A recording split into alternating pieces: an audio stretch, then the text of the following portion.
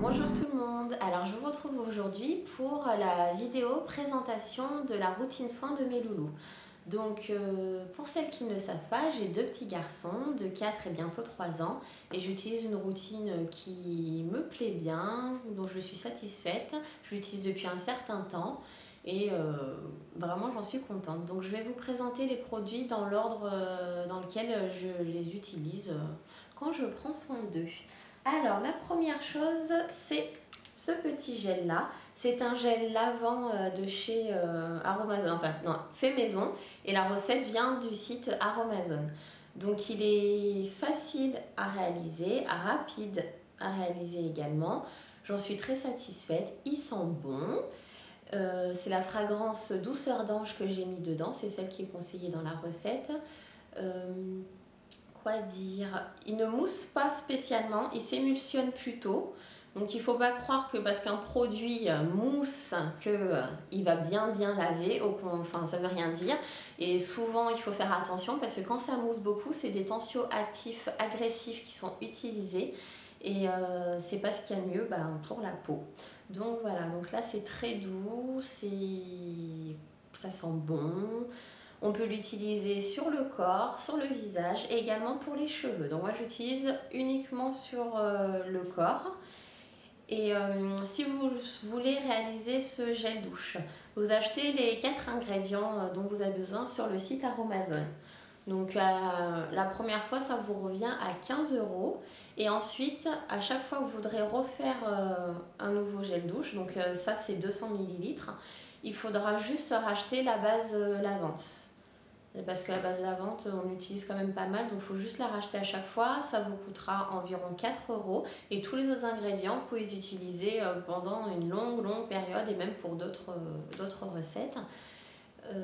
Et il y a une deuxième base, c'est la base consistance il me semble. Et celle-ci, il faudra la racheter tous les 4 gels douche environ. 4 à 5 fois, vous pouvez refaire des gels douche avec. Donc voilà, donc ça j'en suis très contente.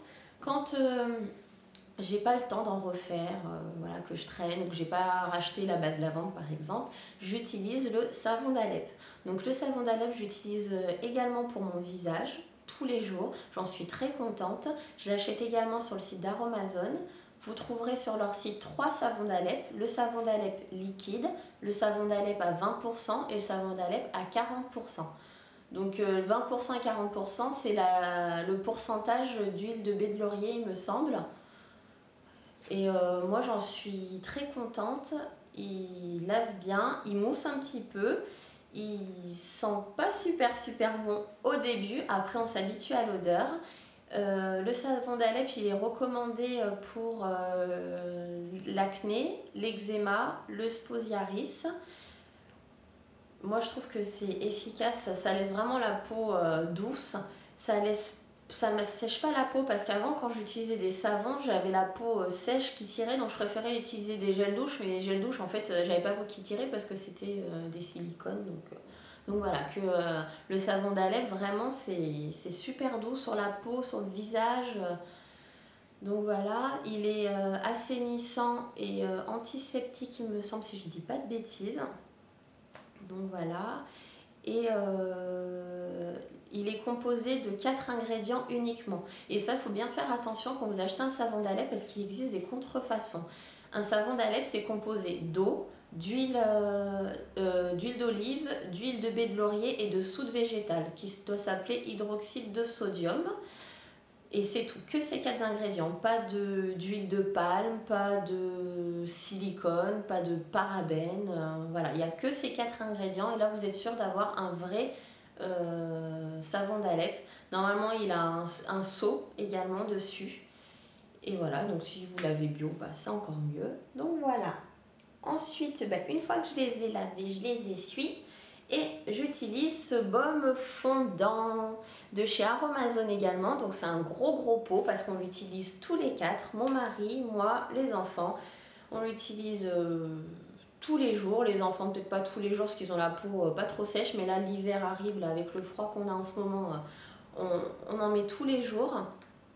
Donc c'est un beurre de karité avec de l'huile de coco dedans.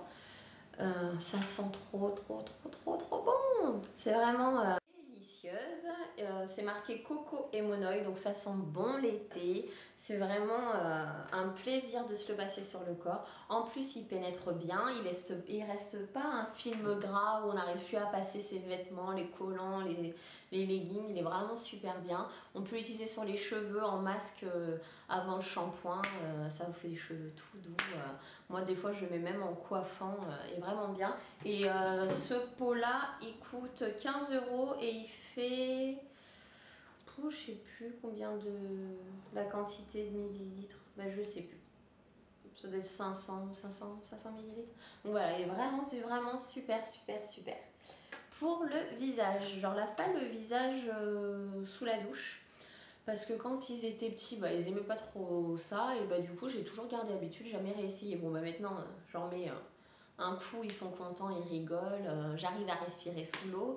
Mais c'est vrai que je leur lave le visage après la douche, en dehors de la douche.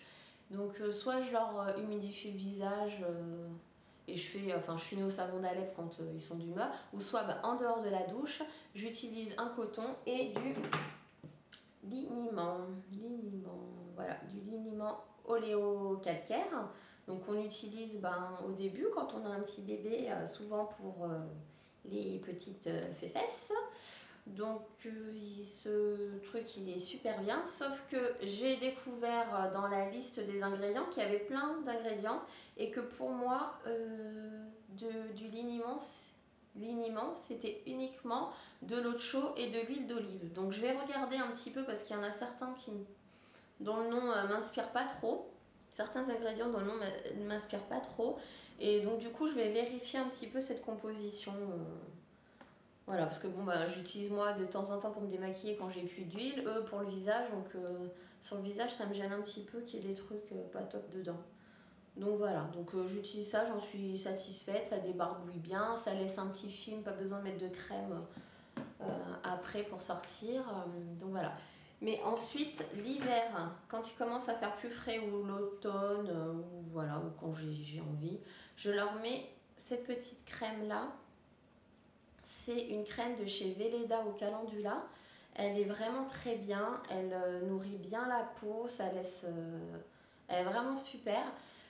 Quand j'ai acheté cette crème, je regardais pas trop s'il y avait des produits d'origine animale. Et là, il y a du miel. Donc, bon, le miel, c'est encore un truc que je tolère, qui me dérange pas plus que ça.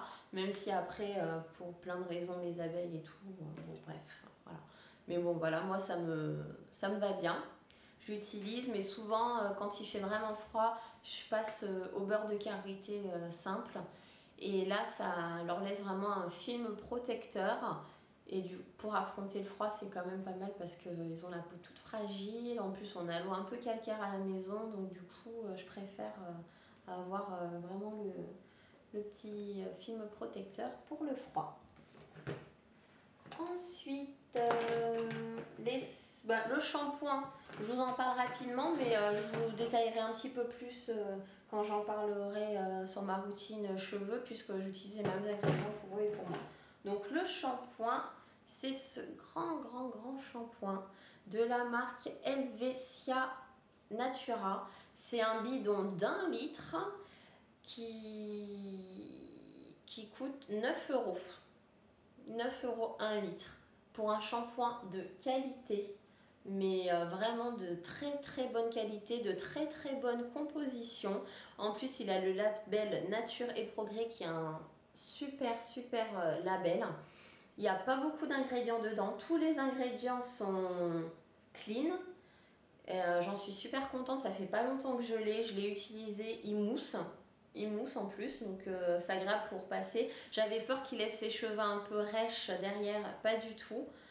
Il y a de l'ylang-ylang dedans, donc l'ylang-ylang c'est une huile essentielle, c'est celle que j'utilise le plus pour mes cheveux. L'odeur est particulière quand on n'a pas l'habitude, moi je suis habituée donc j'aime même l'odeur maintenant, au début c'était un petit peu bizarre. Pour les enfants, on déconseille les huiles essentielles en dessous de 3 ans, mais là, elle est diluée. La quantité, elle n'est pas énorme, donc du coup, là, il n'y a pas de risque, quoi. On peut utiliser tranquillement. Et je leur fais un après-shampoing avec cet après-shampoing là de chez Dizer Essence. Et je l'ai acheté sur le site iHerb. Ah oui, et le shampoing, j'ai acheté sur le site Greenwiz, mais il est vendu sur d'autres sites, il me semble. Donc l'après-temps shampoing coco pour cheveux secs, il est très bien, il a une composition très bien. Juste, il me semble qu'il y a un tensioactif qui est un peu plus agressif ou irritant, mais c'est pas le pire. Voilà, il est sans silicone, sans parabènes, sans sulfate, etc. Donc il est vraiment bien. Je sais juste qu'il y a un ingrédient qui n'est pas des mieux, mais c'est plus pour des raisons d'irritation ou d'allergie. Mais nous, on n'a pas de soucis particuliers, donc j'utilise. Je leur fais un shampoing une fois par semaine. Et des fois, quand ils n'ont pas trop transpiré ou les cheveux sales, j'utilise juste l'après-shampoing. Je leur fais juste l'après-shampoing parce que l'après-shampoing, oui, ça lave. Donc je leur fais juste l'après-shampoing, pas de shampoing. Et puis voilà, les cheveux sont pas trop sollicités, agressés. Pour démêler les nœuds, j'utilise cette petite brosse. Donc c'est un peu le style des nouvelles brosses là, qui sont sorties, les Tangle, je sais plus comment on les appelle là. Et donc moi c'est une vieille brosse que j'utilise, j'avais la même quand j'étais petite. Ça démêle bien et c'est pas comme le peigne où on accroche sur les nœuds. Je sais pas si c'est ce qu'il y a de mieux pour les cheveux, mais vu que j'utilise une fois par semaine et que des fois j'ai quasiment même pas besoin de l'utiliser parce que l'après-shampoing démêle bien, du coup, donc voilà, c'est ce que j'ai. C'est un truc... dans les trucs à babou, à tout 1 euro, vous en trouvez un peu de partout, dans les trucs de coiffure. Moi, elle est souple, hein, parce qu'il y en a qui sont vraiment très durs. Et voilà, ça les dérange pas, ça leur fait pas mal et c'est pas mal pour leurs petits cheveux. Maintenant, on va passer aux soins spécifiques. Alors, les soins spécifiques, j'ai mon arme. Du lavandin super. C'est une huile essentielle de chez Arbre Amazon et j'utilise en prévention des poux, des lentes et des poux. J'en mets une goutte derrière les oreilles au niveau du cou. Et puis bon, ce qui me reste sur les mains, je fais comme ça et puis voilà. Ça marche plutôt bien parce que quand avant les vacances scolaires, j'ai lâché un petit peu la cadence. Et ben pendant les vacances, on avait des lentes à la maison. Voilà, donc maintenant là je l'ai mis à l'entrée et tous les matins avant de sortir j'en remets sur les cheveux parce que c'est la galère, les lentes, les poux, c'est vraiment tease. Donc là heureusement il n'y avait que des lentes, j'ai dû voir un pou dans la tête de Loris, mais donc voilà. Qu'est-ce que je voulais rajouter? Oui, j'ai une routine naturelle pour se débarrasser des poux, des lentes et des poux. Donc si ça vous intéresse, je vous ferai une petite vidéo pour vous expliquer un petit peu tout ce que je fais. Donc je l'ai utilisé dernièrement pendant les vacances scolaires. Ça a été hyper efficace et j'avais super peur que ce soit pas assez efficace et que je sois obligée d'aller à la pharmacie chercher tout. Les trucs qu'on voit à la pub là, avec le truc qui colore les cheveux en bleu pour qu'on puisse voir les lentes et tout. Mais moi je suis pas fan parce que c'est des produits hyper agressifs. Donc c'est bien pour les poux, pour les dégommer, mais pour les cheveux un petit peu moins. Donc voilà.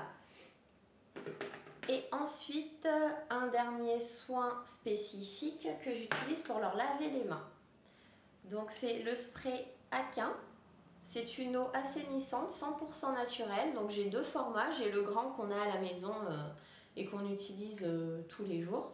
Et j'ai le petit que j'ai dans mon sac à main. Et donc ça, c'est en remplacement du gel antiseptique qu'on utilise nous, adultes. Que moi j'utilise beaucoup moins depuis que j'ai découvert ça. Donc ça, je l'avais découvert sur le blog de Blandine, donc le blog Kitouchi. Et il me semble que Jessica du blog Jessou Family avait fait également un article dessus. Donc c'est une eau 100% naturelle, sans produits chimiques, sans alcool, sans parfum ou conservateur. Elle contient de l'eau et un acide naturel que le corps humain fabrique naturellement en fait. Et il est vraiment super bien parce qu'on l'utilise depuis un certain temps. je leur lave les mains quand ils sortent des... Enfin, ils utilisent ça quand ils sortent des toilettes. Moi, j'utilise quand... Ouais, j'utilise aussi. Et, on est quand même protégé. J'ai pas l'impression qu'on n'a pas combattu les microbes. Donc, on est super content. On peut l'utiliser également sur les tétines. On peut en faire un spray dans la bouche pour la laine. Donc, vraiment, c'est le truc super bien parce que gel antiseptique, il y a plein de produits pas top dedans. C'est bien pour les microbes, mais pour nous, c'est pas top. En plus, tout ce qu'on met sur la peau passe dans le sang. Et je pense qu'il y a certaines choses, vaut mieux éviter qu'elles passent dans le sang. J'espère que c'était clair, qu'il n'y avait pas trop d'informations. Si vous avez des questions, n'hésitez pas à me les poser. Et puis, je vous mettrai tous les liens en barre d'infos. Je vous dis à bientôt. Salut! Que c'était clair, que...